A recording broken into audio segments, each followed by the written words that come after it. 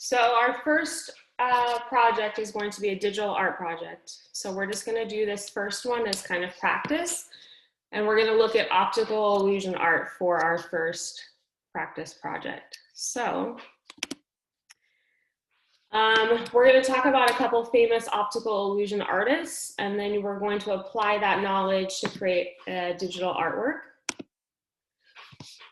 So what is optical illusion art? Well, it's a type of art that provides the viewer with an illusion that something is moving, or something has depth, or something is growing on a 2D surface. So this painting here by Victor Vasarely was done in the 1950s, but gives you, I mean, if you look at it, it looks like it was done electronically on a computer. That's kind of how I feel. But you have to be extremely good at math for op art to work because of all the measuring and the precise ratios that he had to figure out for this illusion to work. So he also had to use a lot of shapes and lines in order for this illusion to be successful. Another famous op artist is Bridget Riley. This is her painting from 1964, and she just used dots. So pretty simple, but the color, so the color or the value of the dots, and then the shape of the dots ends up giving the illusion of this fold in her painting. Here's another Bridget Riley painting from 1965. So as you can see, they're all pretty much simple shapes, nothing too intricate. Like this 1937 painting, that gives the illusion that there's these two zebras without actually having to draw the zebras. The artist just used the positive and negative space of the lines to give the illusion that these animals are on the painting. Or they can be a little bit more detailed, like this 1957 painting, where it not only shows the spheres, but it shows the concave movement of the squares here by the shape of the squares on the painting.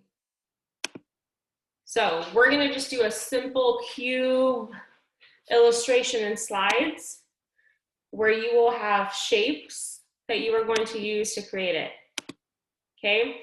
So you are going to have different steps that you're gonna have to complete today. Today, you're just gonna do the first 9, which are pretty easy.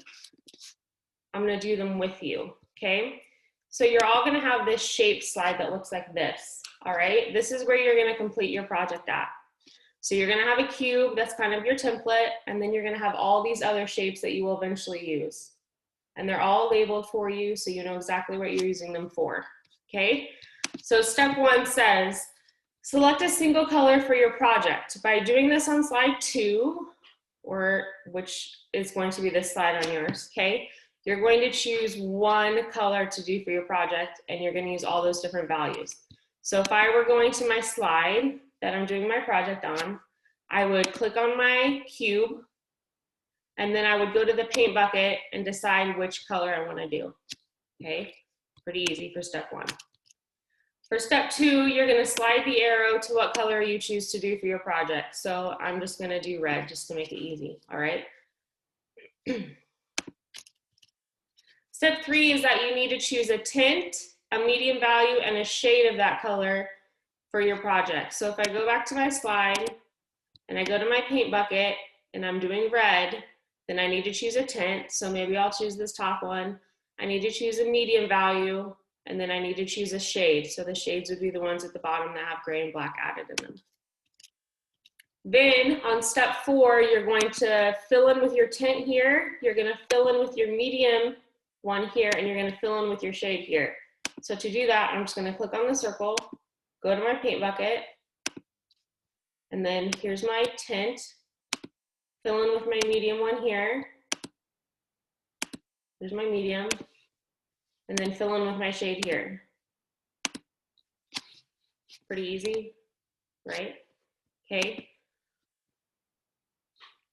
So this is what your completed one will eventually look like. Now we're just gonna do one where it's all one color, or monochromatic. That's what we call it when it's all one color. But if you wanna be super fancy and get a little bit of extra credit, you could branch out and do multiple colors if you wanted, okay?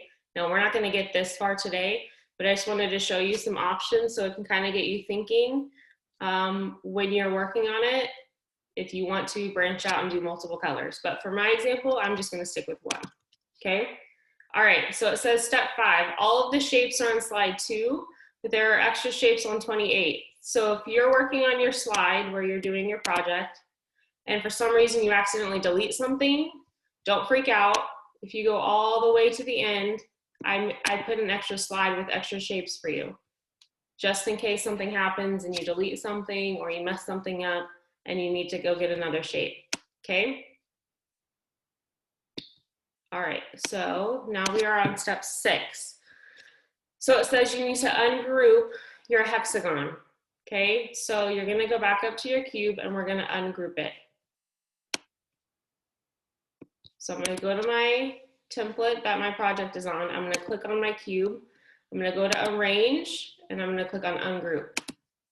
So I'm gonna show you that again. So I'm gonna go to my page. I'm gonna click on my cube.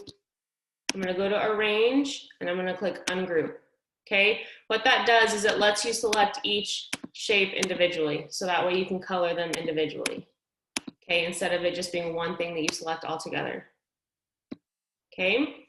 So now we are ready for step 7, which means we're going to start looking at where the different tones need to go. So your darkest one is gonna go on the back, your medium one's gonna go on the top, and your lightest or your tint is gonna go in the front, okay? So step 8 is that now you're going to put those in on your cube. So I'm gonna go back to my cube, and I chose to do red, so I'm gonna put my shade here. So I'm gonna go up to my paint bucket and put my shade. I'm gonna put my tint here, and I'm gonna put my medium value here. All right, pretty easy, I hope. The last step that you have to do today is then you need to fix the outline. So right now the outline of the cube is still in blue because that is what we had originally. So step 9 is to change the border color. All right, so now I'm going to go back up to my cube. I'm gonna select a section. I'm gonna click on this pencil and that will change the border color for you. So I have to do that to each one. So next to the paint bucket, I have to change the border color. Okay, that's just kind of setting you up so that tomorrow we can start building our next one and getting a little bit further on our practice one, all right? So you have to do the first 9 steps today. I wouldn't worry about working ahead because we'll have plenty of time to get it done later, all right? So you all have your own individual copy that you guys can work on.